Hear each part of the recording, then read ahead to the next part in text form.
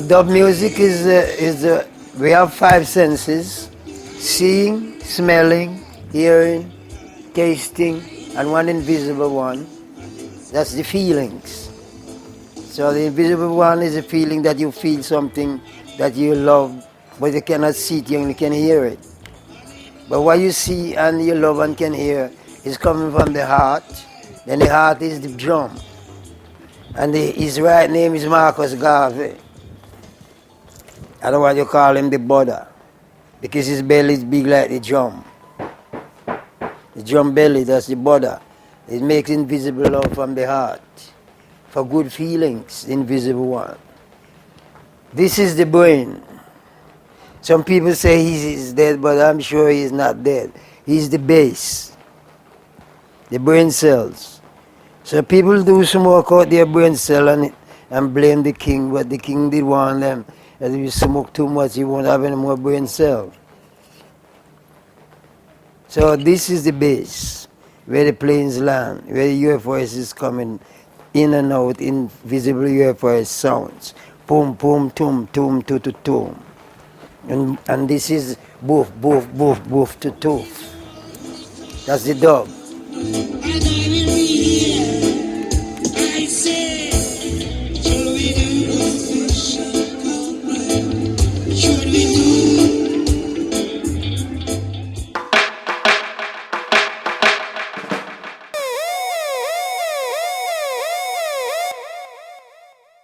The people that I spoke to in Jamaica explained to me that dub began in the late 1960s, almost by accident, and involving the cutting of special acetates for sound systems, what's known as a dub plate now.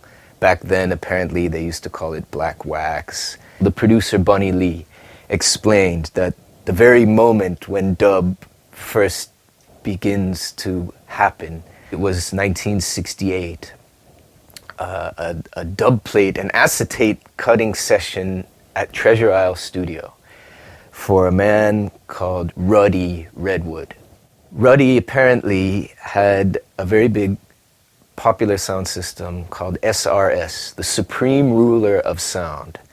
One day in 1968, he's there at Treasure Isle, and you had the engineer Byron Smith in there setting up the machinery.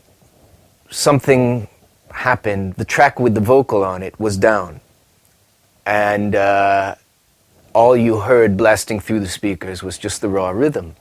And Ruddy said, cut it like that, without the vocal. And when Ruddy brought them to his sound and played out these exclusives on the sound, it was something new. Apparently the audience in Jamaica were completely transfixed. So after that, the version B-side becomes standard.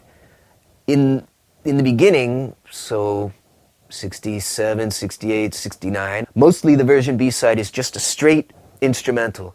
Then you have King Tubby, Osborne Ruddock, an electronics engineer, was an apprentice engineer at Treasure Isle. And of course, he was there at that same acetate session for Ruddy.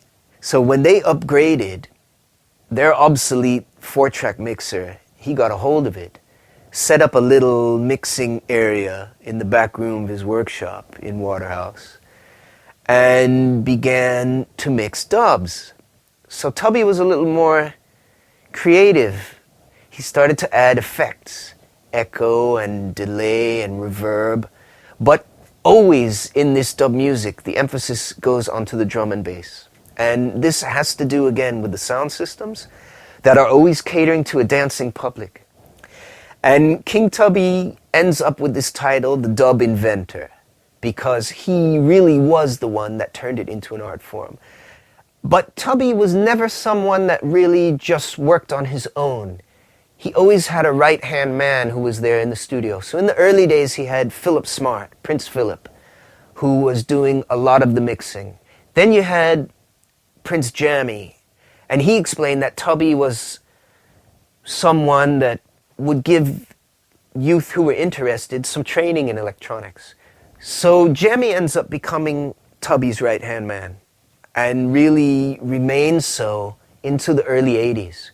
So for example, the early records by Black Uhuru, you had Jammy actively involved in mixing and actually producing. Well, then you have Lee Scratch Perry with the album Upsetters 14 Dub Blackboard Jungle, the album we know better as Blackboard Jungle Dub. It was made in conjunction with King Tubby, although Tubby's precise role in the creation of the album has never really been explained fully. Perry implied that Tubby was really engineering those little bits when Lee Perry wanted to voice or lay some odd sound. It's a little bit unclear also whether that album was actually mixed at King Tubby's studio or at Lee Perry's own studio, the Black Ark. But somewhere between the two of them, they totally restructured some of Perry's classic rhythms. It's such a wonderful and startling creation. And also, the original mix was mixed in split-channel stereo, with the drum and bass in the right channel on some tracks, and then the keyboards and guitar in the left, or basically the bass spectrum in one channel and the treble spectrum in the other. It really is a phenomenal work. When you listen to it now and you think that it was done over 30 years ago, it's quite astounding. You also had some other engineers active in this time. So you had Errol Thompson, who was initially the engineer at Randy's. Then you also had Sylvan Morris, an engineer at Studio One. Also, you have a new apprentice coming on the scene, and this is the man known as Scientist. And they called him Scientist, a reference to Obia, which is the Jamaican term for voodoo or black magic, if you like. So Scientist is someone that started hanging around Tubby's, because he lived nearby, and ends up mixing these incredible dubs in the late 70s and early 80s in what is really the dawning of dancehall. Scientist had a way of isolating the bass.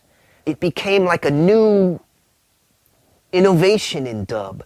Then Scientist started doing another thing. Maybe he didn't innovate it, but he did it in a particularly creative way with the test tone. You know, at the beginning of a master tape, you can have a test tone. Well, Scientist had a way of, he would take the bleep and he would turn it into an infinite, like a bleep, bleep, bleep, bleep, bleep, bleep, just echoing into infinity in time with the music. It's really quite astounding, and he was a teenager at the time. Also, I should add that one of the first people to make concrete use of Scientist was Mikey Dread, who's another very important figure in the development of dub. Mikey had the first non-stop radio program on Jamaican radio, which is really kind of hard to understand for people outside of Jamaica. But they made him mix the show. He was never allowed to speak.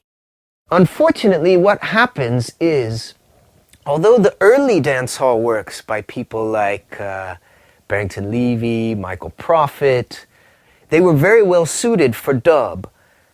But something about this format, the digital format, it didn't really lend itself to creative dub in the same way.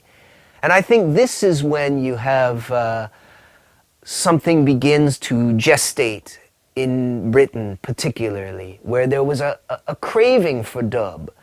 The man that really kept the roots flame alive and the dub flame, Josh Aka, a Jamaican man who had migrated to Britain early on. And going into the 80s, you had Josh Aka there relentlessly keeping the flame burning and promoting this music and creating it himself.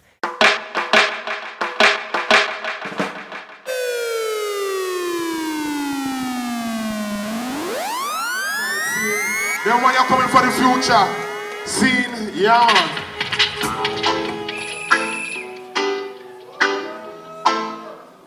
Yes, I, Bedlock, produced by Jonathan, live on the place. For the coming future, dub plate style. I was getting too shallow, Mighty Gregory Isaac. and I was feeling myself at the bottom. Yeah, man. But we had no real connection in the scene at that time. It was just me and my brother, we just knew each other. We didn't know anybody else in the music business. At that time, Shaka had an arts and craft culture shop in New Cross. So me and my brother, we drove up there. We had this dub plate cut with 4 different tunes on it. Drove up there during the week.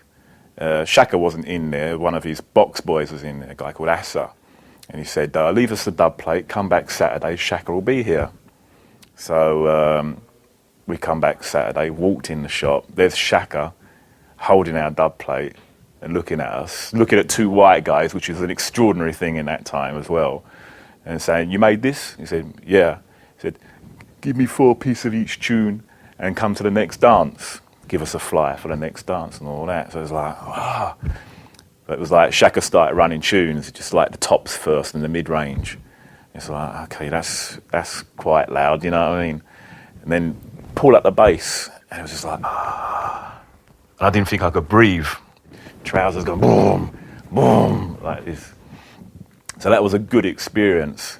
So now, from that session, I could hear in my head, even when I'm at home, I can hear the bass line not going dum dum. I can hear it in my head going. I'm hearing it like a Shaka session in my head. Love it is the key to eternity. Black and white, Asian and Chinese. Love it is a part of the harmony. All nations are born to be free. It was just a good, prosperous period. You know, it reached into the 90s. There was dances in Southend, there was dances in Southall, there was dances here, there, and everywhere. And then you had like Abashanti come out. You had Iration steppers from Leeds come down, and so there was a lot of energy in the scene. A lot of people come from house and techno, come into the scene, you know, because it was dubbed. So it was just like, yeah, you know, tunes that are going boom, boom, boom, boom, boom, up to about '95. Very, very strong scene in the UK. Bass! Who said bass? And we come from a reggae background. You know, reggae and dub is what it is. If you start putting a breakbeat in it or a house thing on it or something, it's not reggae then. My fine line of what constitutes the right kind of tune is always a thing of like, can Shaka play it? If Shaka can't play it, then it's not the right kind of tune.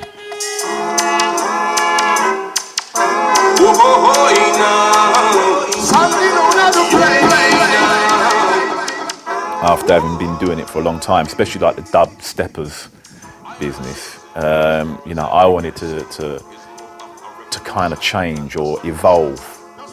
You know, I've worked with a few singers before that, but vocal tunes really suit a more orthodox reggae style. They don't suit a dub style. You could put a vocal on a dub style, but it's kind of unnecessary to a point. But I wanted to make traditional reggae.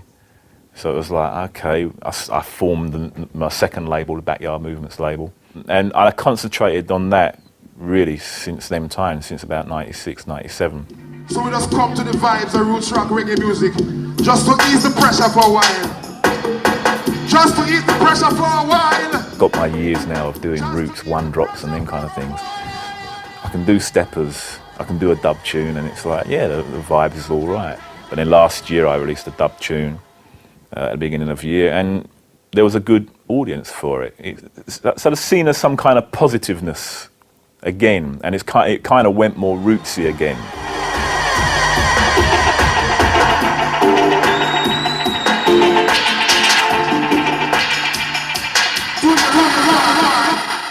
You know, we love our dub. Dub has always been there. Sound systems that play dub and stuff, and it's still there strong.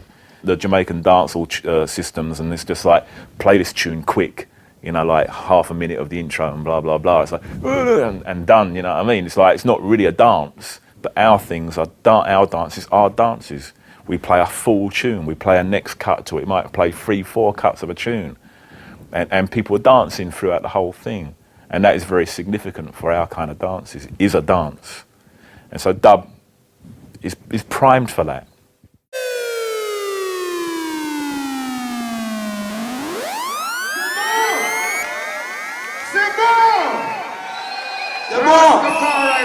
Come on, Sola. We got the fire blazing tonight. See?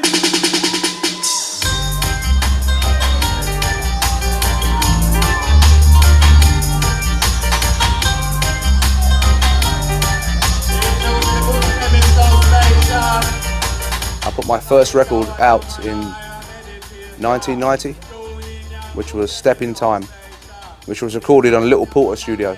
But the tune done pretty good. Another tune out, and that done good. I made enough money to be able to buy my own studio, or start, you know. And then basically we started a group called Century, which was me, Nigel, a guy called Nigel Lake, and Chris Petter from a Dub Specialist, or Love Grocer. And we started making music about 1990, 91, putting out tunes, you know, creating a vibe. It was very good. Good big scene in them days. The scene was very good. And then I used to go to a record shop in Finsbury Park called Youth Sound Records. It was run by a guy called Pepe. And that's where I met Freeman. And I'd take my record into the shop and play. And he'd say, "Oh, I have a friend. His name is Chaz. And he can make music. And maybe you can meet him and we can make music." And we just started from there. Bush Chemist was born, really. Nice big Bush Chemist. All the way from London. Run around, come. Bush Chemist on station. Rocking vibration.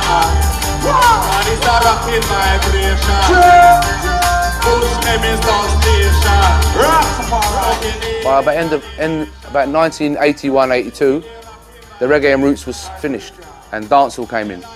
So a big sound like Shaka, it was very hard for him to continue play his sound to dancehall people. And like I say, about 1990, 89, 90, it started to come back. You know, Manasseh come, then Joey J, and crowds started to go. And then that's when you see a lot of white people like go to the dances, you know what I mean? Because Manasseh was really a white guy, you know what I mean? And he would bring a lot of white people into the dance. And that's the first time, really, that you see black and white people in large numbers in the dance, you know what I mean? And also Asian people, well, everyone really. You know, it was good.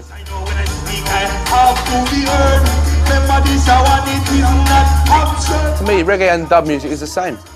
If you buy one of my records, when you play the A side, you have two versions. You have vocal, singing, which is reggae, and then when you hear the second cut is dub. You know, it's me. I press the music, get the vocal, yang, echo, psh, psh, psh.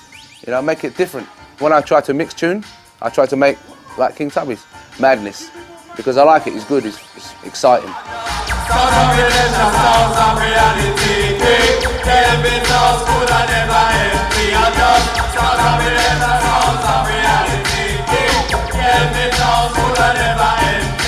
I like punk. I listen to reggae and punk. You know, I listen to all different types of music, but they're my two favourite music because it's anti-establishment. You know, it's a fuck off to a government sort of thing. Really, a point of view music sort of thing. You know, that's what I like. The thing about dub music is that I can sell a CD I made 15 years ago and still sell it now, because dub music really has never been in fashion. I've been coming here since 1996, 10 years ago. And when we first came, it was good, but it's just growing bigger now. Definitely getting bigger, especially in France. To me, France, I think, is the best place. Even Italy too, and Belgium, you know, it's good. The European scene is really good. And it's young people as well. It's not old people like me. I'm old, quite old. And it's funny, when you go to the dance and you see a young man of 18 or 19 and they like your music, it's good, you know.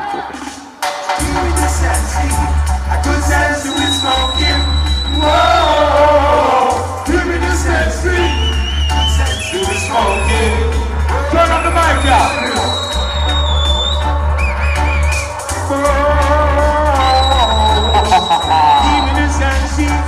Good chance you will smoke it. I love it. Oh, give me this dancing.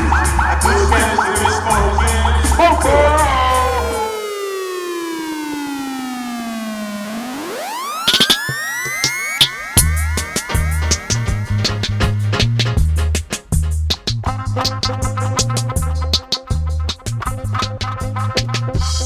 I was always an electronic technician because from when I was a kid, I would build radios, I would build amplifiers, I would build different things. And Around the mid-70s, there were different mixing circuits that began to be published. And I thought it's a good idea to build a mixing board and build a reverb.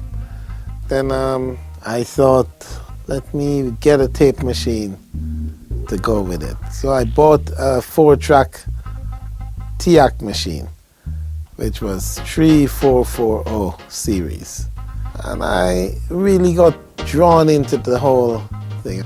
By 1980, I changed the format to half-inch 8-track, and I got a Tascam machine. And again, the sound got better, the quality got better. I built some more effects. And then later that year, I then changed to 16-track 2-inch. That's when we started to make some real professional records.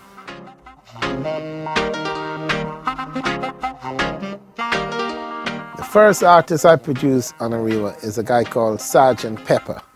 Give him a lift to a party, and he was there with a few other mates, all 14. And I just finished recording some rhythms, and I was playing it in my car. And they started emceeing at the back of the car. And they said, "Why, these rhythms are bad, man. What's this?" And I said, "Well, you know, I just started a studio, and these are my first rhythms." They said, "What?" I said, hey, we're artists, you know, could we come and record? On Monday they came down and they went on the mic in the studio, bang, bang, bang, bang, bang. I said, great. Then he said, "Oh, my sister Sandra Cross, could I bring her in to do some harmonies on this?" So he bring his sister and she went, ooh, ah, ah. Then he said, hey, you gonna release it? So I said, okay, and I start my label, Arriva, 001, Sgt. Pepper, Come Back Again, first release. And bam, so I end up with 2,000 copies, and 2,000 copies which nobody won. Yeah, lost a lot of money, and that was it. Well, over the 25 years or so, we've produced many. Some you produce, some you mix only, some you work with, you know. Lots of stuff still on tape that's never been released as well. We went through a period where we had several popular records, both here and in Jamaica, where we had several hits, you know.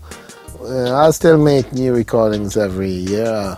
Just had Sly and Robbie in here again, and I just take it easy, no rush, you know. No Protection album came out of some remix sessions I was doing for Massive Attack. They first come to me with one song, Sly, and they asked me if I could remix it. Then they liked it, and they said, well, could you do another one? And they liked it. It all happened fast, so we dubbed up their new album, put it out, and the album went woof! And it caught a fire and ended up selling about 1 million copies around the world. Well, it was quite typical of what I was doing at the time. I mean, Massive Attack was another of a long line of pop people that I was flirting with, so to speak. Well, Scratch, you know, we started to work around 82, 83. He came to the studio and he would then voice some tracks, and they organized a tour, and then they asked me if I could come and mix on the tour. We became friends from then.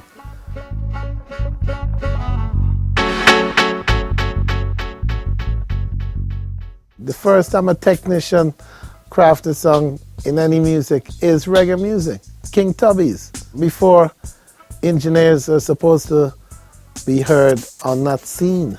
Reggae is the one that really developed that. Because from you hear certain drum rolls and the sound and coloration of the drums or the bass, you could know, that sounds like Channel One Studios, you know. Identity of sound. The worst thing now is that the technology right now doesn't really lend itself to dub, because a lot of the spontaneity elements from dub music is lost. Now, with a computer, a man would try to say, oh, let me put an echo here. And yes, after put that echo here, I'll measure it 5 seconds, and then I'll put a reverb there. It's too predetermined. Dub isn't supposed to be like that. Well, dub music has now become a very international and multinational affair. You know, you get a lot of bands like in Brazil, Argentina, then Mexico, Japan, France, Germany, many people play dub. Australia, New Zealand. Only place now that don't seem to have any dub bands is Jamaica, which is ironic.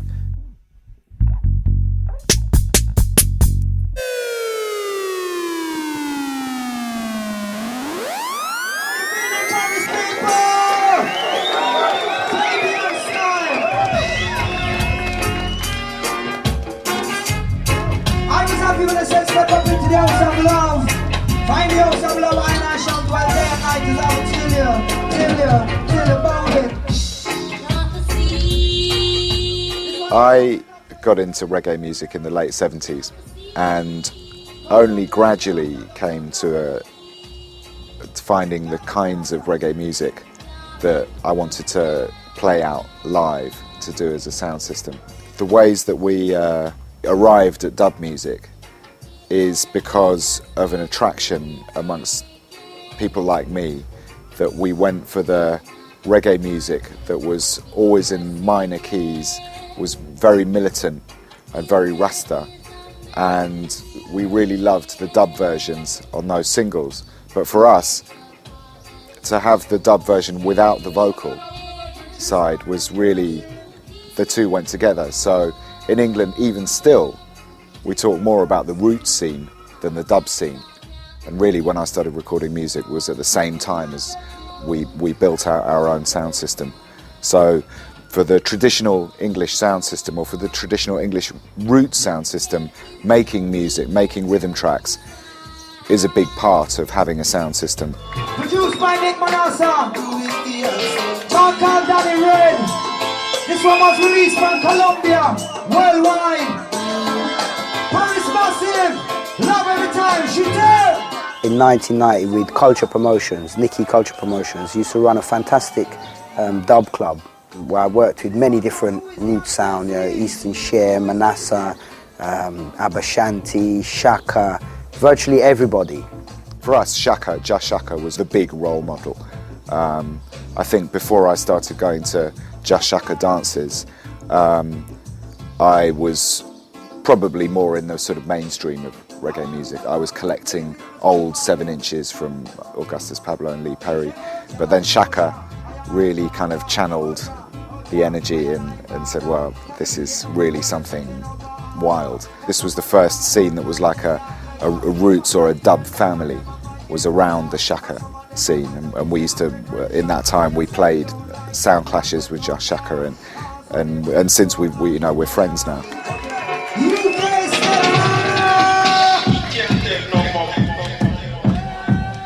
Dub is the first use of what in England we might call repetitive beats. When King Tubby's chopped the vocal from one of his songs, and he had what they called a rhythm solo, which is just the rhythm, round and round, 4 times, 16-bar solo, and the crowd went crazy. And this is repetitive beats. And where is repetitive beats before that? Every type of repetitive dance music since then must be coming from that thing.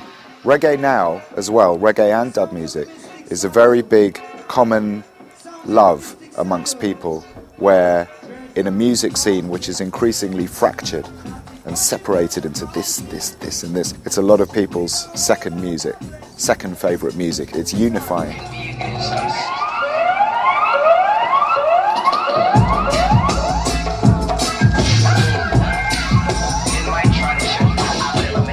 And the fact that a lot of the dub that hasn't got vocal is sort of placed, and the audience create their own reading, and the actual producer comes through the music, not just technically, but if you listen to a Tubby's dub, it's not just technically dubby, but you sort of feel like there's a part of Tubby's psyche. Yeah. I think it's a space where we put our mind.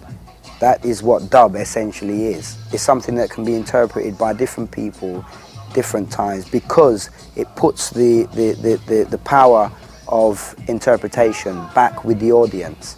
The music itself is undirected. As soon as there is a rigid song structure and a song with a lyric, the thoughts of the audience are directed in this particular direction, and it's normally about love or it's sentimental. as Culture is saying, you create a space in your mind where you're free with dub music. It's a new fashion.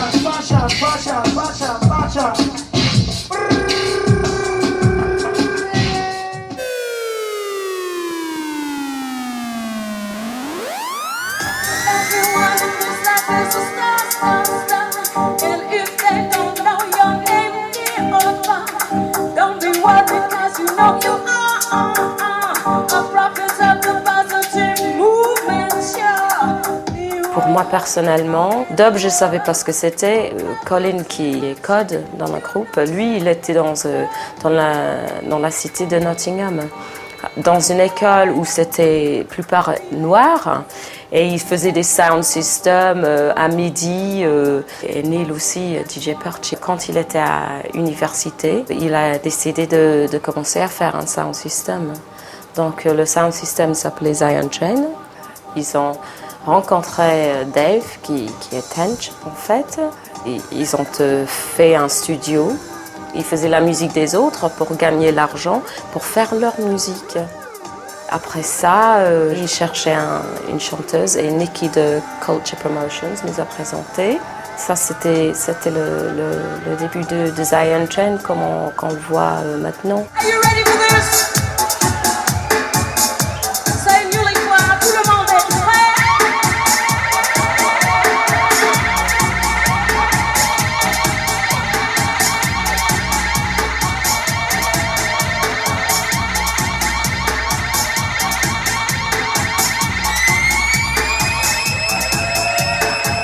Alors oui, on a fait la cassette Forward Roots. Il y avait Dub Judah, Jaworks, Alpha and Omega, plein de gens qui travaillaient dans le reggae, le dub reggae anglais, Black Mix aussi.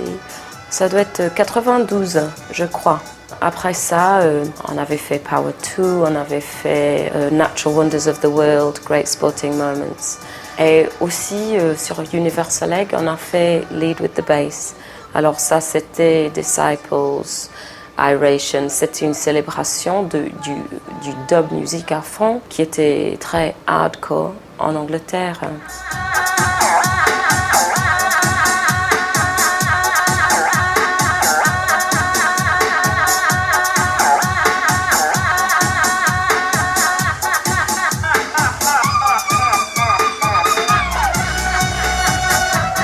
Pour Zion Train, notre voyage a changé un petit peu quand on a commencé à mélanger les sons de house et de techno qu'on écoutait au début des années 90. On a fait en fait Follow Like Wolves. Tous les magasins, ils ont dit non, on veut pas de ça, c'est pas du dub, c'est quoi ça, c'est du house. Et tous les gens qui jouaient le house, ils ont dit mais c'est quoi ça, c'est pas house, on sait pas. Il y avait un moment où les gens, ils ont dit oui c'est jungle ça, parce que c'était avant que jungle vraiment existait.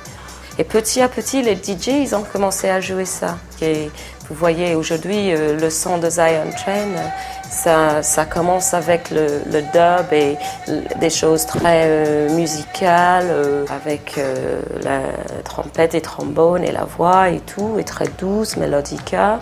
Mais aussi de l'autre côté, il y a War in Babylon et tous les morceaux qui vraiment mélange le dub et le dance et le bruit en effet. On prend les sirènes et les effets et les amener à un niveau plus extrême.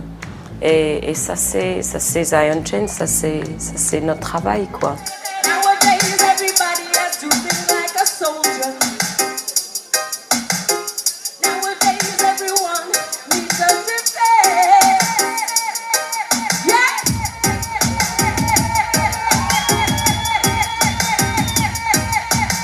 Les racines du dub, on les voit dans les années 70 en Jamaïque, mais maintenant l'arbre a poussé, il y a beaucoup de branches et la culture devient plus mélangée avec les propres cultures des pays. Ce qu'on appelle en anglais un vrai melting pot. Il y a des gens qui disent ouais, mais c'est pas du dub pur, et c'est pas ceci, c'est pas ça, mais la vie c'était fait pour quoi? Pour faire une sorte de musique qui est exactement pareille à quelque chose qu'il y avait il y a 30 ans. Pour moi, non.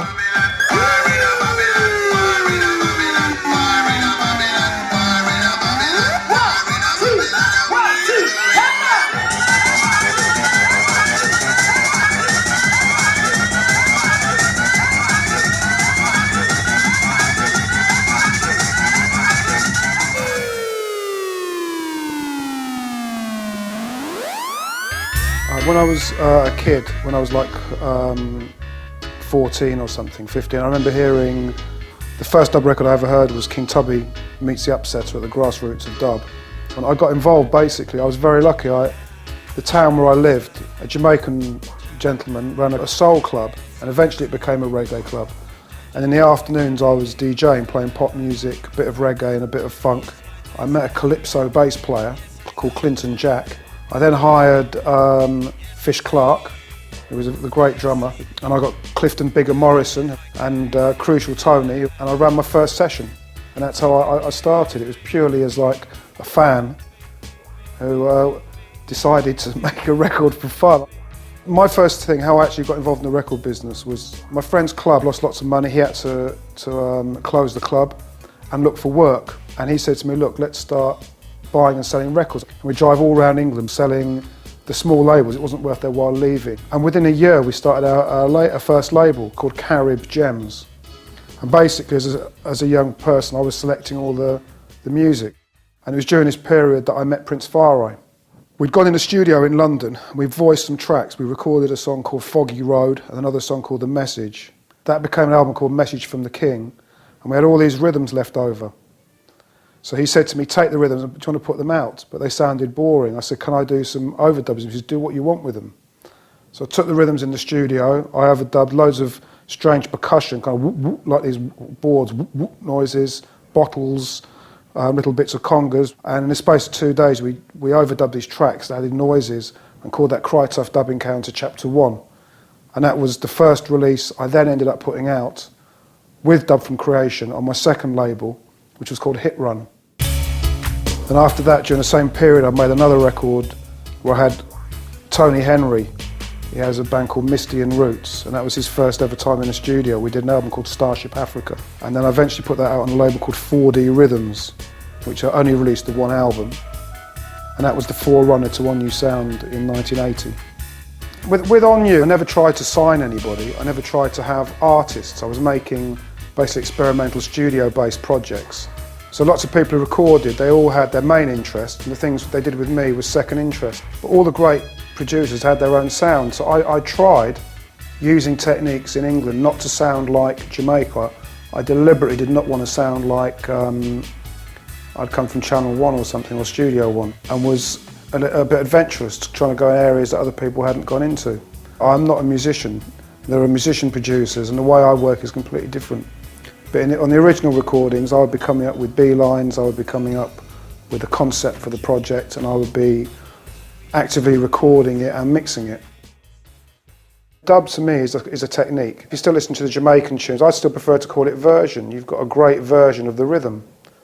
I mean, fundamentally, you've got to have a very good rhythm before you can have a very good dub. Now, everybody wants to be making dub because they love the idea of corrupting sound, messing about with it. I think you can use those techniques and apply them to your music, productions, whatever, and that is the future of dub. The Jamaicans always liked version, so they could play version upon version upon version in the dance halls. But the idea of dub records is not a big Jamaican thing.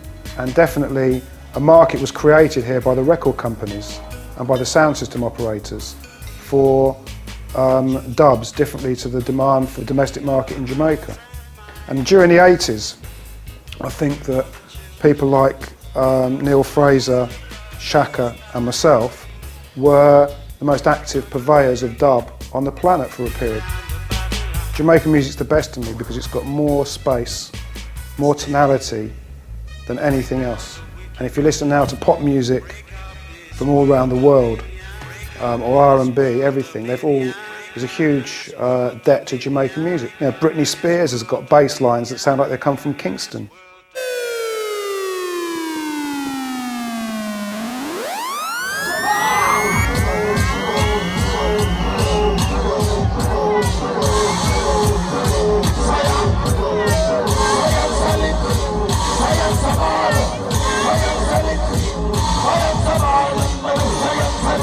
So at that time I was sort of like in negotiations with a record label called React, and we was talking about doing a kind of a dub meets house kind of thing. So I phoned Mark up and I said, boy, how do you fancy doing this little project here? We didn't have a name for it, anything, it was just like an experimental project. So we took the demo to the record company and they said, yeah, we like it. So I said, okay, but with some of the dubs then, what we'd done, and then later on released it, and that was like the start of our involvement in it, with each other sort of like making the dubs and that.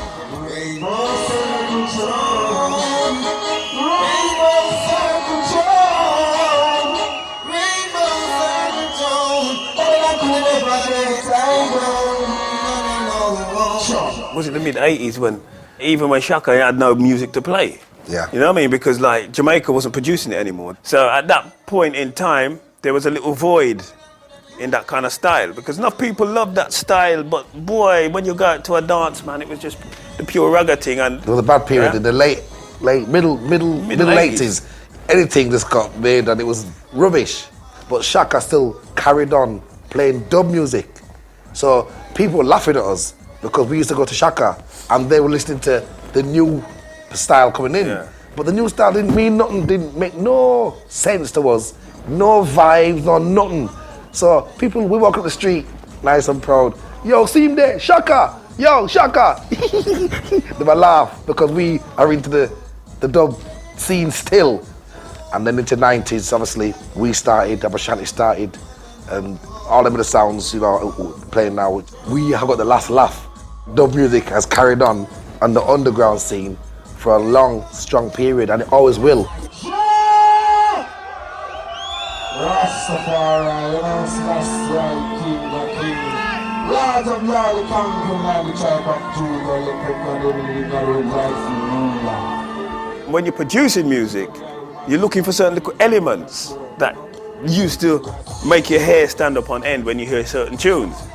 Because you're brought up listening to reggae music and rare, not just reggae music though, because you're born in England, you've got other influences as well. And sometimes you don't even realize it influenced you until you listen back to a track that you might have produced. Same thing, before I linked up with him, I was Ita Rockers, a different DJ, and I used to buy hip-hop, R&B, soul, dub, lovers rock, and then that's why me and him got the same background that we didn't know, but when we linked up together, as partners up to this day now, respect, we're still strong.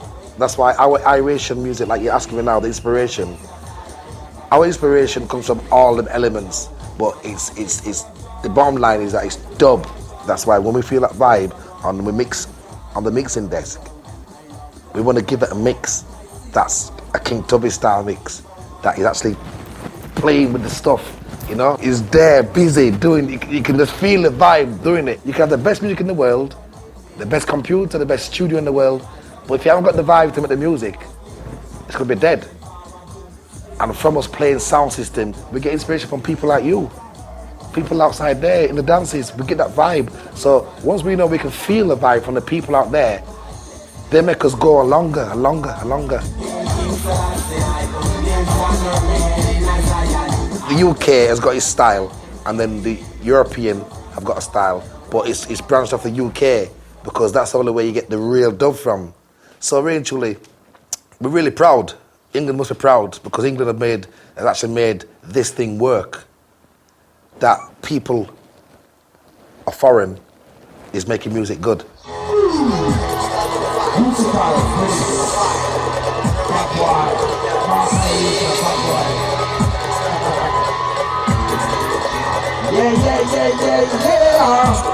Dub's not a trend. Dub's here for life. And once it stays underground, which I hope it does, which I think it will do, it will carry on for a long time because all jungle music, R&B, hip-hop and whatever, they're all picking elements from dub music, you know, to make their music, and nobody can deny that. So dub music will stay underground and it will live, and it will get bigger, all being well that people who are younger generations keep following the music. It should carry on.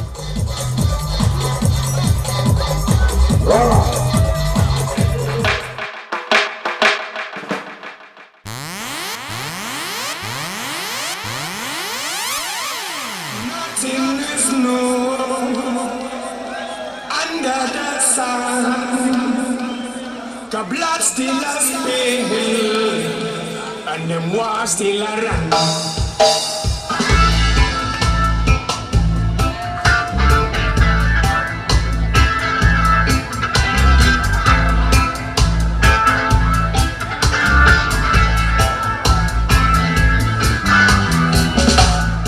Zenzile, on a commencé en 95, donc on vient de fêter nos 10 ans au mois de juin. À la base, c'était vraiment un trip de musiciens, de faire des redeems au local et de jouer les apprentis sorciers, donc d'être Lee Perry, le King Tubby à la place de Lee Perry et de King Tubby.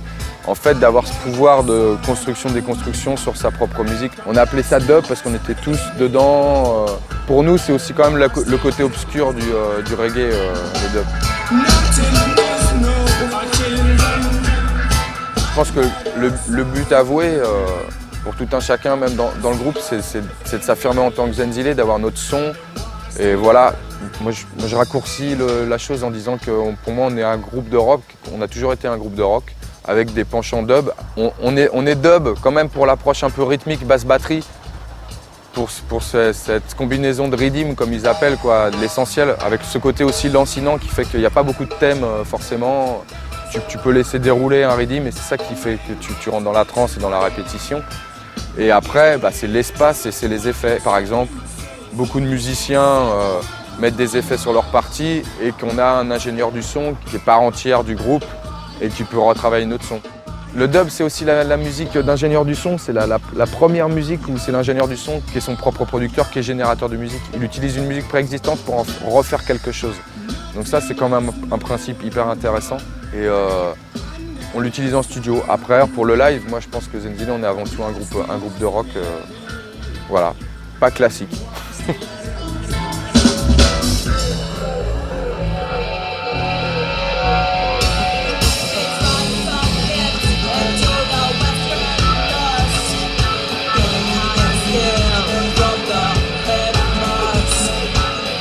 En premières influences, pour tout le monde, c'est forcément le rock et le punk rock, parce que le punk rock, c'est quand même, dans l'ordre des choses, ce qui a permis à des gens un peu profanes, sans avoir fait le conservatoire, de se mettre à la musique et de faire des groupes. Tu as l'énergie, et c'est aussi cette énergie-là, moi, qui m'a fait venir au reggae, avec des groupes comme Clash, avec les Rots. Les premiers dubs que j'ai écoutés, c'est les dubs sur Sandinista, c'est les Rods d'ici, c'est ce qui m'a amené au reggae. Le dub, c'est vraiment venu après, ce côté mystérieux, les pochettes, les noms, les mecs, tu vois, les ingénieurs du son, Scientist. Rien que ce nom-là, ça nous donnait envie, quoi. Puis il y avait un petit côté en plus un peu intriguant, pas forcément très connu.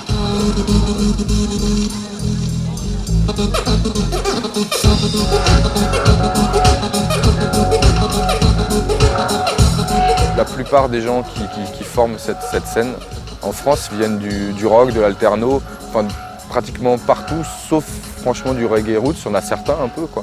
Mais il n'y en a pas beaucoup qui ont fait des vrais groupes de reggae classiques, on va dire, avant de tomber là-dedans. Ce qui fait qu'il y a ce mélange de genres. Après, ce qui fait que pour moi ça a eu un impact et ça a perduré, ça a marché, c'est que c'est live. C'est peut-être là où les groupes anglais avaient atteint leurs limites, hein. Je veux dire, même s'il y avait un public, même si pour moi ça cartonne, je veux dire, Zion Train, Irish and Stepa, Bush Chemist, tout ça, c'est bien, mais on s'est vite rendu compte que le public, quand tu as du live, une batterie, une basse, enfin tout jouer live, tu as une dimension autre qui se passe. De toute façon, le but, c'est de ne pas mettre les choses dos à dos. Un live machine peut claquer un groupe live, je veux dire, il n'y a aucun problème. Par contre, un groupe live qui est vraiment transcendé, où tu sens que c'est quelque chose qui se passe sans filet, en direct, pas des séquences préprogrammées chez toi, tu vois, avec le côté un petit peu plus froid que ça donne, ou préparé, bah, les gens, ils sont pas dupes et ils t'envoient, quoi.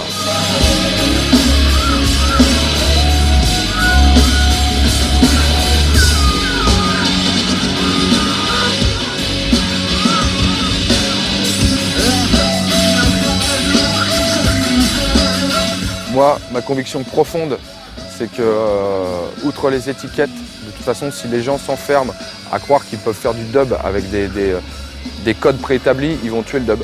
Le dub vivra longtemps tant que les gens ils remettront de l'essence dans le moteur, ils auront des idées et ils l'emmèneront là où personne d'autre l'a emmené avant.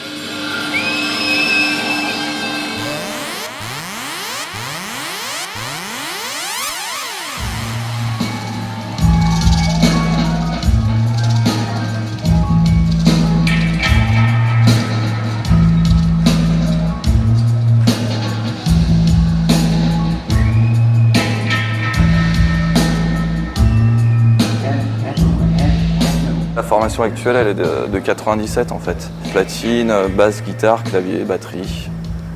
Parti dans une idée de dub hybride un peu. Avec justement ces claviers analogiques, les sampleurs, un peu plus de bidouille, pas mal d'effets sur scène dès le départ, quoi. Puis un ingé son aussi pour dubber la batterie, dubber plein de choses directement. Maintenant, je pense qu'on aime bien faire des featuring, on a toujours plein de voix mais qui viennent de samples. Pour nous, c'était aussi un peu le lien avec la musique électronique, parce que là maintenant, il y a une scène actuelle de mélange de sampleurs, DJ avec des vrais instruments, quoi. Et le dub le faisait déjà dans les années 70, et nous, c'est vrai qu'on n'était pas encore à fond musique électronique à cette époque-là, on est d'une scène plutôt rock, quoi. Et ce travail des effets, de la technologie, c'est ce qui nous a ouvert l'esprit. Après, nous, on l'a repris à notre sauce. Il y a un gros vivier de dub qui est né à Lyon dans ces années-là, et plein de choses qui sont sorties, quoi. C'est ce pendant électronique qui nous a plu dans le reggae. Plus le message en plus Rasta qui disparaissait aussi.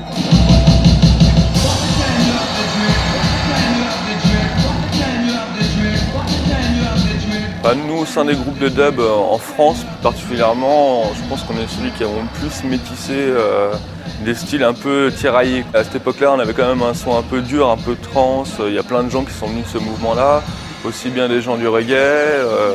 Enfin, on avait diverses cultures en nous qu'on a su quand même bien hybrider et faire une fusion, une musique un peu à nous, qui est certes qui vient du dub, mais qui a amalgamé plein de choses. Je pense qu'on était les premiers aussi dans cette scène-là à travailler vraiment la lumière avec la vidéo et de faire un truc un peu global, et ça aussi ça vient un peu de cette culture un peu électronique. Puis en parallèle du groupe aussi, on organisait vachement justement des trucs de la culture sound system aussi, quoi.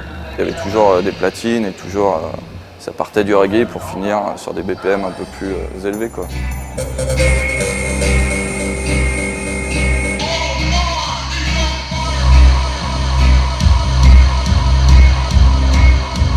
La particularité française, elle est assez nette d'avoir vraiment pris tous les instruments classiques, quoi, comme la batterie, la guitare, la basse. Par rapport aux Allemands, par exemple, qui sont très down tempo, très séquence aussi, quoi. Les Anglais aussi, qui sont beaucoup plus son de système, par contre. La culture du dub, un peu des sons de système, elle arrive que presque maintenant en France, où ils commencent à avoir des sons de système qui font parler d'eux, qui mettent leurs gros murs avec leurs platines, leurs sirènes. Dans les groupes de dub français, il y a beaucoup qui revendiquent aussi la scène rock ou punk aussi. Mais je pense que vraiment il y a aussi une envie de jouer live, quoi. On est tous des groupes qui bouffons des bornes toute l'année et qui voyons notre public depuis 97 maintenant. En France, il y a beaucoup de concerts, il y a des moyens, il y a un système des intermittents, il y a des choses qui font qu'on peut débouler avec tous nos techniciens son, lumière, vidéo, 5 musiciens et tourner, alors qu'effectivement, eux, c'est moins évident en Angleterre.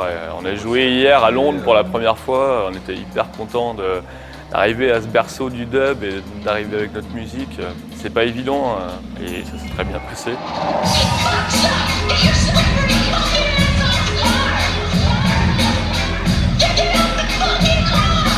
La liberté de faire énormément de choses avec cette musique.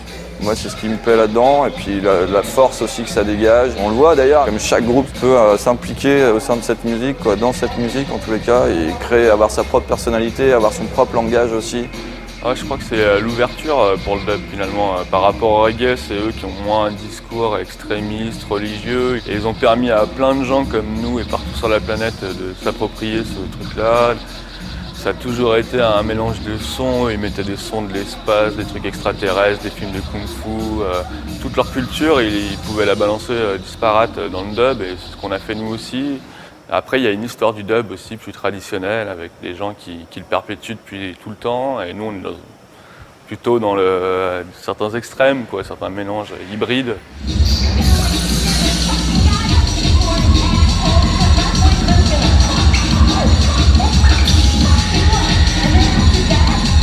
C'est quand même une musique qui est arrivée dans les années 70 et qui est encore là maintenant. Il y a eu dans les années 90 tout un engouement, puis là il y a encore un deuxième engouement 10 ans plus tard. Ça s'impose un peu comme le rock a fait ses 40-50 ans d'histoire. Je pense que l'histoire de la musique électronique et le dub, ça s'arrête plus, quoi. C'est une base pour plein de travaux musicaux. Ça sert à plein de gens, donc c'est ce qu'on dit depuis 30 ans, comme technique musicale, et ça sert la musique.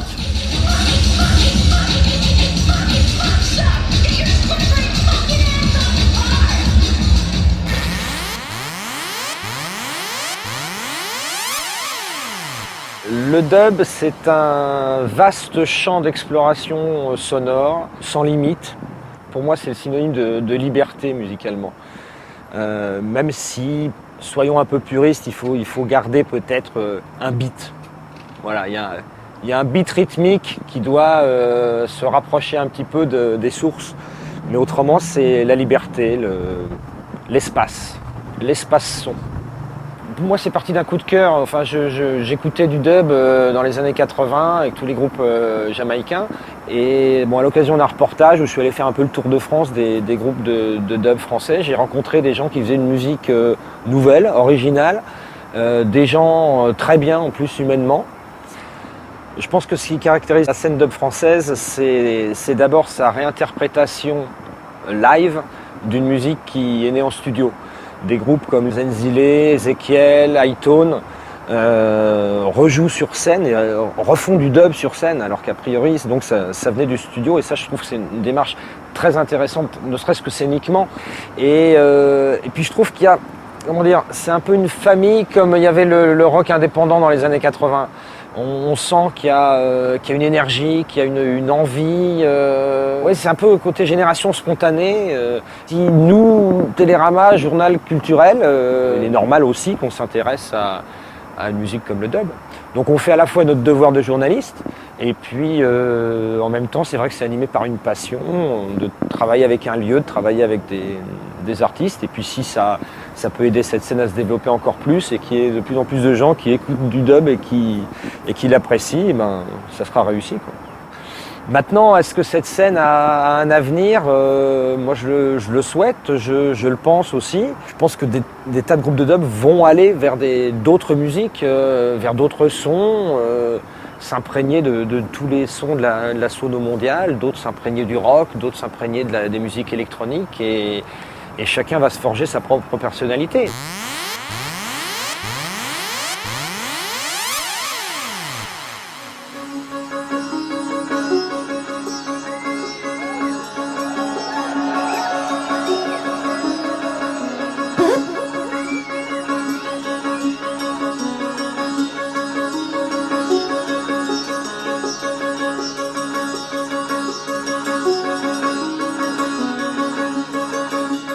Je suis parti à Bordeaux, j'ai rencontré Knarf et Nico, qui eux quittaient leur groupe, le Phlegmatic Rastafront. Donc c'était en 94 et on a commencé à délirer, à jouer comme ça. Mais on voulait faire un groupe de dub parce que ça n'existait pas, et surtout en live. De retransmettre le dub live d'après nos maîtres, la Jamaïque et l'Angleterre. Donc c'est venu comme ça, nous. On avait envie de faire ça parce qu'il n'y avait pas ça en France. Voilà. Après, on n'a rien inventé, mais on est juste le flambeau, on est le charbon de la locomotive pour les sound systems à faire des redeems. Et un pro, pourquoi un pro ? Parce qu'à chaque fois, au début qu'on jouait, on avait beaucoup plus de dates que de répètes. Et à chaque fois, c'était du feeling, et voilà, ça tricotait. Et en fait, le bon tricotage nous a fait une couverture. Et voilà.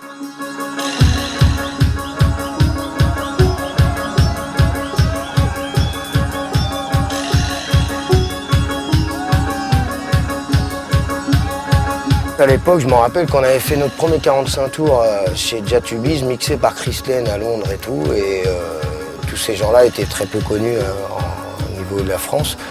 Ouais, mais nous à l'époque déjà on suivait les influences, surtout de l'influence UK Roots 90 avec avant 80, 85, Aja Chaka, Bosch Antia et puis tous les Anglais qu'on suivi, Ja Warrior, Steve Moscow, Rush Disciple, Vibronix, Iron Stepa, Dennis Ruticol et Mike Aeration. Tous ces gens-là, eux ont suivi c'est eux qui ont relancé le dub quoi. Donc nous à cette époque-là on a suivi ce train-là parce on savait déjà, c'était pas prémédité mais on savait ce qu'on voulait déjà à cette époque-là et ce qu'on voulait faire et tout.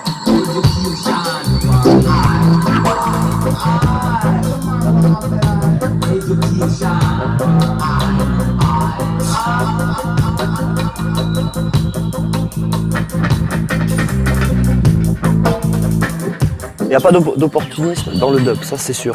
Nous, si on fait du dub, c'est par notre identité qu'on est là, comme tout groupe de dub à l'heure actuelle en France. Tous les groupes de dub qui créent leur que t'aies des dreads ou pas des dreads. S'ils sont là, voilà, dread no dread. S'ils sont là, c'est parce qu'ils ont leur identité, avec leur influence, et qu'ils arrivent à faire partager quelque chose avec de l'originalité et tout. Après, moi je trouve que la scène française, elle développe encore bien d'autres choses, mais beaucoup plus dans l'électro que par le dub. On parle de musique planante des Pink Floyd ou comme disait encore Brian Eno ou de King Tubby ou quoi, il y a un point commun, c'est la musique expérimentale avec des reverbs soutenus par des reverbs et des délais.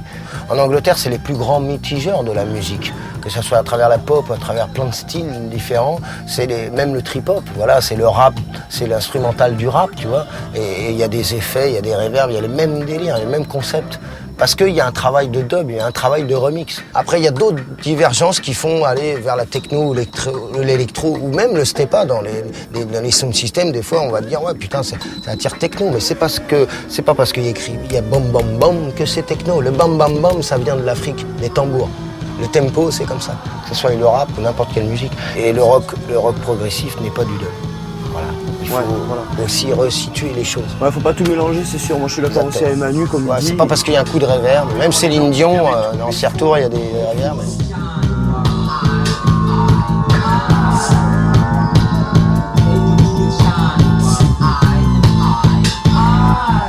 Dub, ça veut dire doubler, dubber, remixer, voilà. Jackal.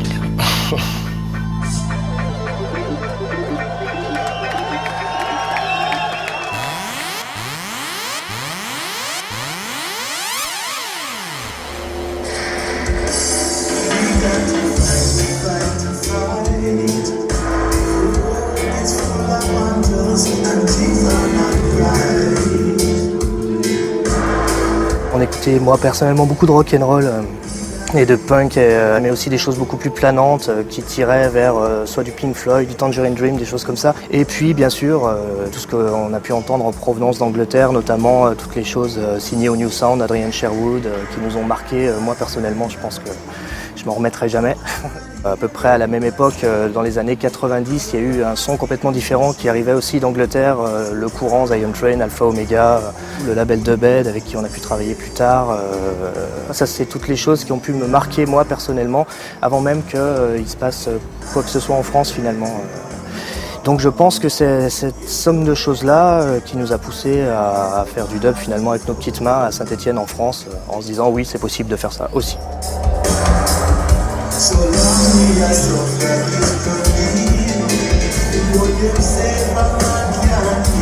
On a décidé de se lancer nous-mêmes en tant qu'activistes en 98 et on a créé immédiatement et l'entité Bangarang et le projet Brain Damage au milieu d'autres projets qui n'existent plus maintenant. 2 personnes, un duo, on a décidé de faire ça sous cette forme-là. Sans doute un jour le fait d'avoir vu Iron Stepa, je pense, a pu nous décider sur le fait que d'être 2 pour faire du dub, ça marchait évidemment.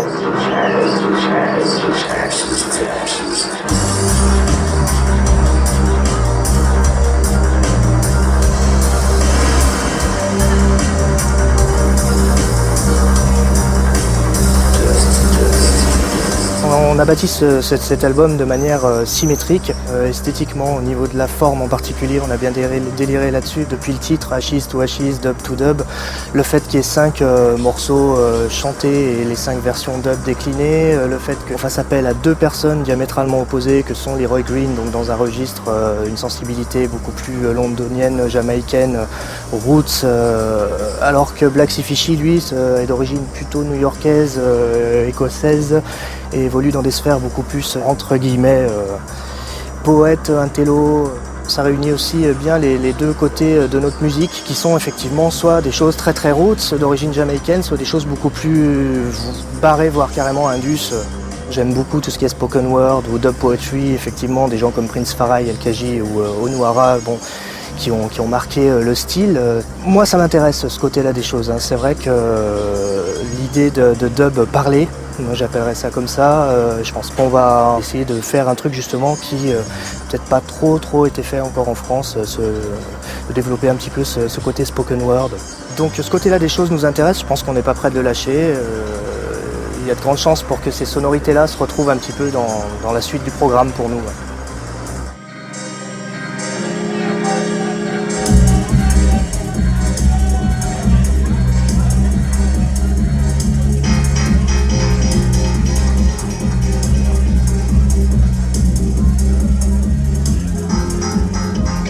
Pour moi, il n'y a qu'une scène dub mondiale quelque part, de toute façon.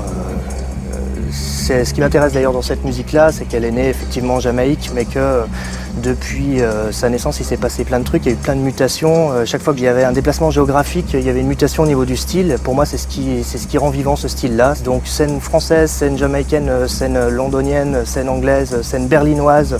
À chaque fois, il y a des choses super intéressantes. C'est vrai que ça se découpe plus ou moins sur des périodes dans le temps, mais chacun ajoute sa petite pierre à l'édifice. Et encore une fois, moi, c'est ce qui fait vivre le style. Nous, personnellement, par rapport au projet qu'on mène, on n'a pas d'autre prétention que ça. On rajoute notre grain de sel au truc et en espérant que ça dure encore 30 ans.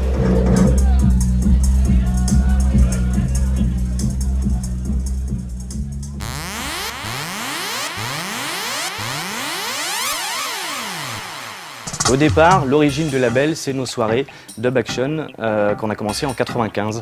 Voilà, on a fait venir pas mal d'invités pour la première fois en France, comme Abba Shanti ou Adrian Sherwood, les Bush Chemist, Disciples, toute cette vague dub digital anglaise qui n'avait pas vraiment le droit de citer en France et qui passait pas beaucoup à cette époque-là. Donc du coup, on les a fait venir. De là est née l'idée de faire un label, puisqu'en fait, tous ces artistes-là, toute leur production, malheureusement, n'était pas distribuée en France. Alors déjà, eux ne passaient pas en concert et en plus, leur disque n'était pas distribué au niveau national, donc on s'est dit qu'il y avait vraiment un gros vide et qu'il fallait faire quelque chose.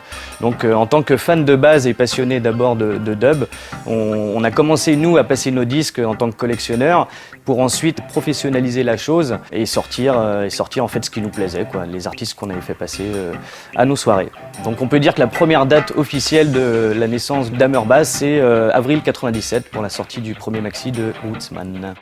Pour les Français, les premiers qu'on ait produits, c'est le collectif Bangarang de Saint-Étienne. Ça, c'est notre 3e album, une compilation qui s'appelle Combat Dub, en hommage au Clash, bien sûr, un groupe culte pour nous tous. Ça, on l'a sorti donc en 99.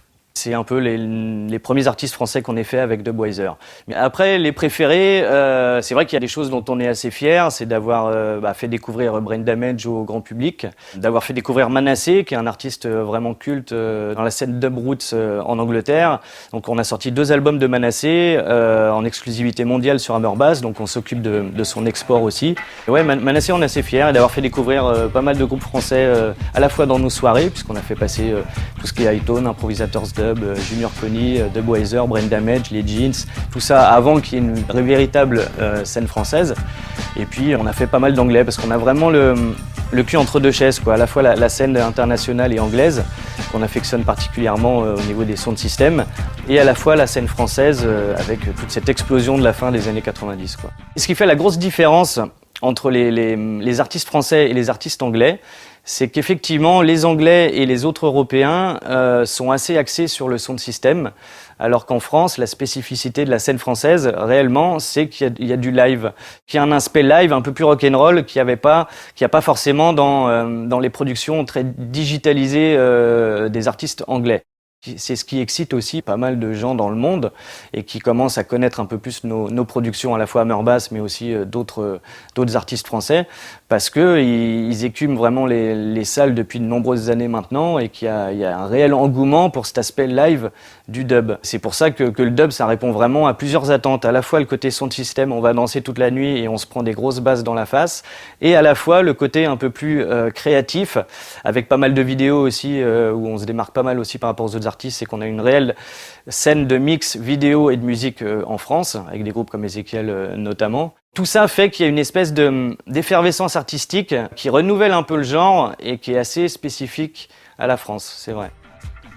Le dub, qui est d'abord une technique de remix, on va dire, ça a forcément un avenir, c'est pas un genre qui va s'arrêter, puisque c'est un espace de création en perpétuelle mutation, avec les avancées technologiques ou pas d'ailleurs, mais ça bougera toujours. Vu que c'est à l'origine des techniques de remix dans toute la musique, il y a forcément un avenir radieux pour le dub, puisqu'il y aura beaucoup d'échanges, de plus en plus d'échanges avec l'avènement des home studios et l'avènement d'Internet. Vu que le dub, c'est cet espace illimité de création, Internet aussi, c'est un espace illimité d'échange. Donc forcément, le dub, c'est une musique d'échange et de remix. Donc les gens vont peut-être se connecter encore plus les uns aux autres. Les groupes vont se connecter encore plus, ils vont se remixer les uns les autres, ce qui va permettre d'arriver à encore plus de projets et encore plus de bonnes choses dans le dub.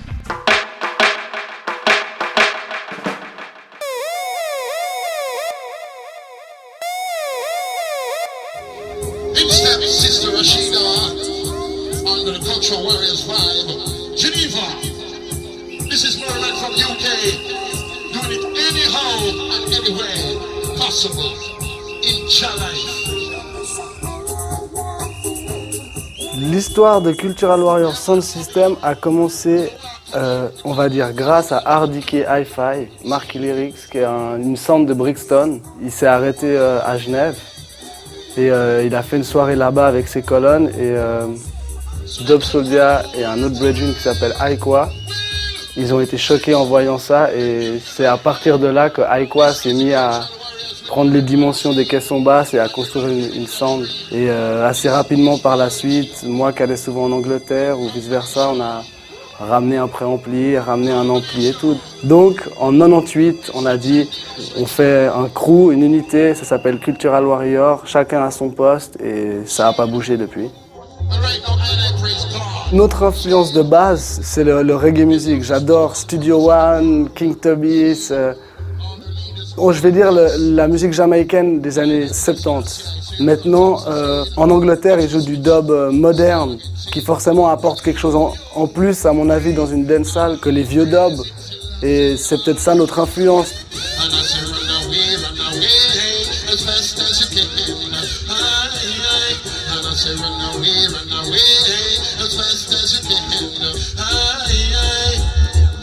Nous, quand on a commencé notre sound system de dub à Genève, en Suisse, on était vachement avant-gardistes. Donc il y a eu plusieurs années de galères où les gens ils nous voyaient comme des martiens, quoi. Ils se foutaient presque de notre gueule avec nos puis, bah, les grosses basses. Il a fallu plusieurs années à monter ça, on va dire.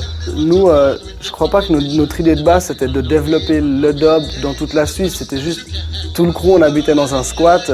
Dès le matin, le premier qui était réveillé, il faisait péter les basses pour réveiller les autres. Et puis le deuxième qui se réveillait, il mettait encore plus fort. Et donc de faire un magazine, de faire un label, de faire ci, nous, c'était vraiment une passion du dub, du roots. Et puis on n'a pas changé.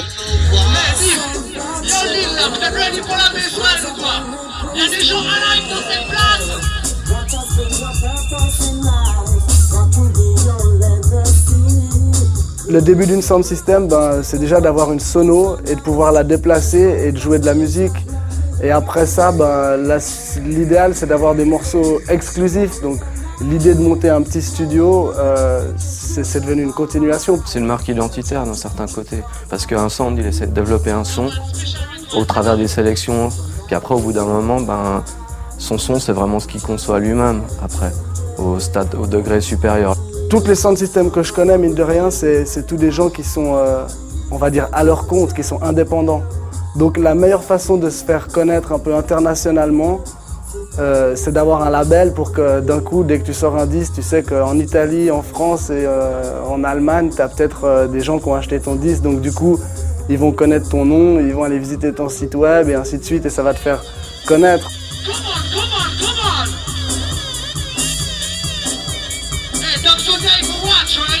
Peut-être qu'en Europe maintenant, le côté dubwise est plus élevé qu'en Angleterre, je dirais.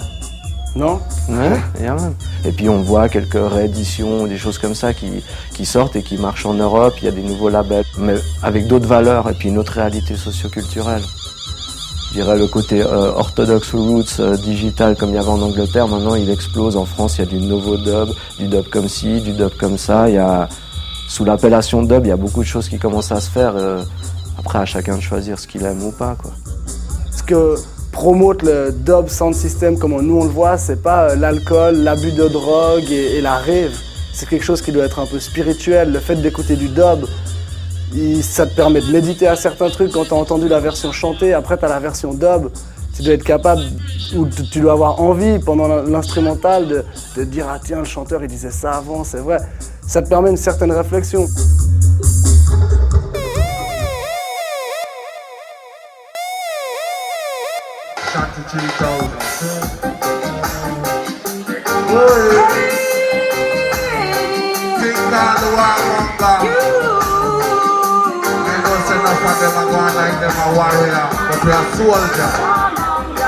Ça a commencé à mon adolescence. J'ai démarré par les classiques reggae habituels, style Pulse, Bob Marley, Black Uhuru, etc. J'ai amassé pas mal de 45 tours et j'ai cru que j'étais déjà bien dans le reggae, que je m'y connaissais quand même un brin.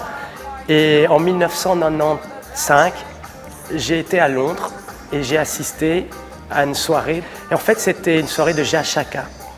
Et là, j'ai reçu une claque dans la figure, tout à fait. Une claque phénoménale qui m'a fait comprendre que le reggae est une musique qui est tellement dense au niveau de sa production que j'étais encore qu'un novice. Et en 98, j'ai commencé réellement à jouer comme DJ sous le nom à l'époque de DJ Irie, parce que je m'appelle Thierry. Les Rastas ne savent pas prononcer correctement mon nom, alors ils m'ont appelé Irie. Irie, ça veut dire cool. Après, j'ai construit le Mandala Hi-Fi et après, ça a changé en Ashanti 3000 parce que le dub est une musique qui est la musique de l'actuel millénaire. Et au travers du dub, eh bien, on retrouve des éléments techno, drum and bass, trip-hop, jungle et Ashanti parce que c'est une tribu du Ghana. Et également, les Shanti, ça provient de la spiritualité hindoue. Et tout ça m'a plu et voilà.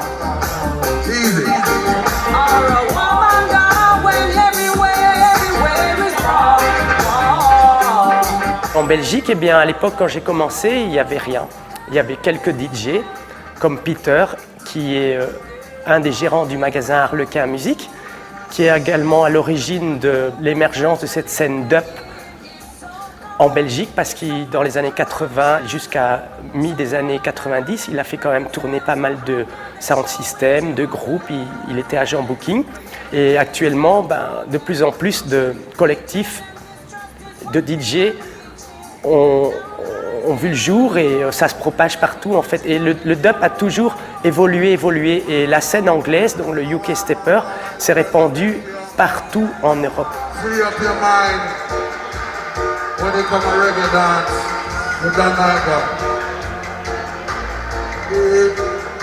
La scène dub en fait, elle a toujours été là depuis l'origine du dub en fait dans les années 70, mais au fur et à mesure elle a évolué et en fait le dub a fait naître toutes les musiques dites électroniques et de danse d'aujourd'hui, même la techno, hein, parce que quand on écoute des vieux morceaux de Lee Perry comme le single Freedom de Hull 16, si vous l'accélérez un petit peu, ça devient de la techno. Et Lee Perry a fait tout ça dans les années 70 dans un studio rudimentaire avec des moyens rudimentaires et c'est ça l'innovation réelle en fait. C'est cette musique, à partir de rien, a donné naissance à une multitude de courants musicaux. Et le grand public est un peu encore inculte sur la matière. Pourtant, quand quelqu'un écoute Massive Attack ou Dread Zone ou Talvin Singh parfois ou Asian Dub Foundation ou Mortiba même, ou enfin plein, ils écoutent du dub sans le savoir en fait, dans les techniques de production de l'album, etc., etc.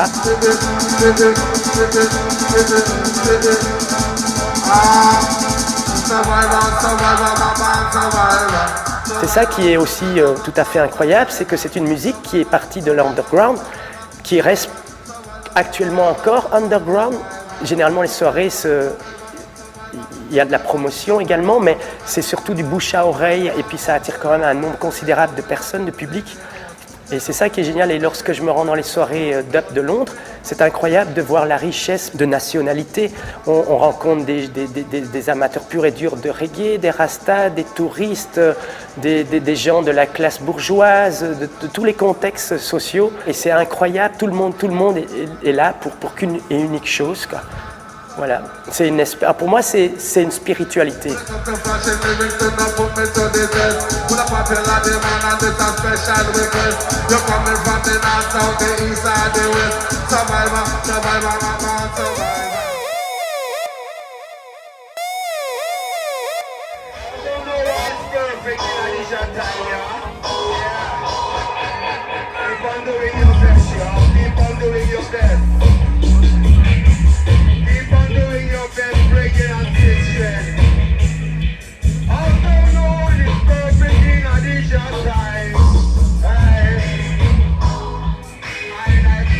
I mean, King Shiloh as a sound system has been going for 15 years in Amsterdam, and it's a unique collection of people, you know, coming together from all different corners of the world. Come from Jamaica, from Barbados, from Suriname, from Gambia, from England. The reason that King Shiloh exists is because of the head creator, Jah Rastafari, without any apology, you know. That's the one who inspires us, who makes us travel 3,000 kilometers to play sound system and to play it properly with a lot of boxes so that people really understand it and get the original sound system as it's supposed to be.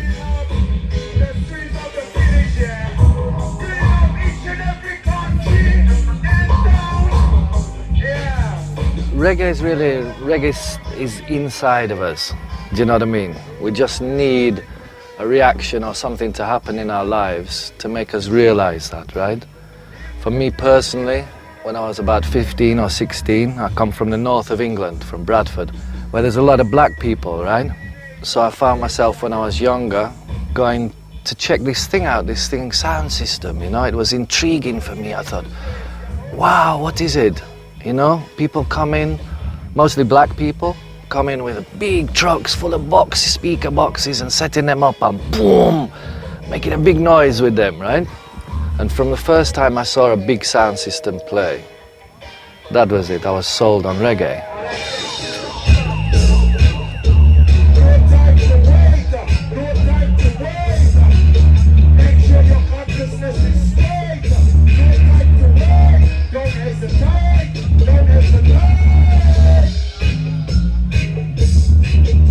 In order to have a big sound system and to function as a sound system, you must have your exclusive music. Okay, you can go shop around different studios and ask people for exclusive music to play, or you can start to make it yourself. The other thing I want to say about sound system is that it's essential to reggae music in the sense that records reach the sound systems before they're released in the shops, and it's our job to promote that music before it reaches the shops, because then when it reaches the shops people go, ah, that's the tune that King Shiloh were playing. So it's a natural thing for us to start then our own label.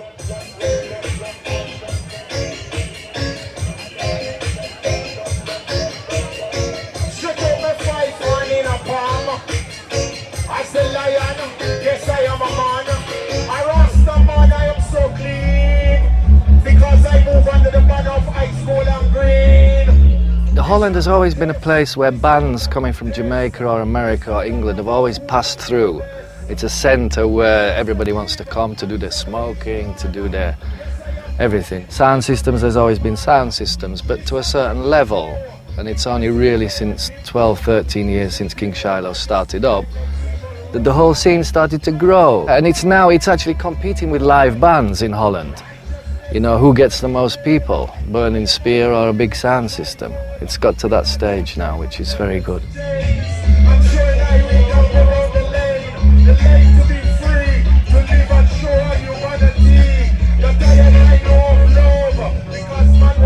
Dub music for me is upliftment, first and foremost.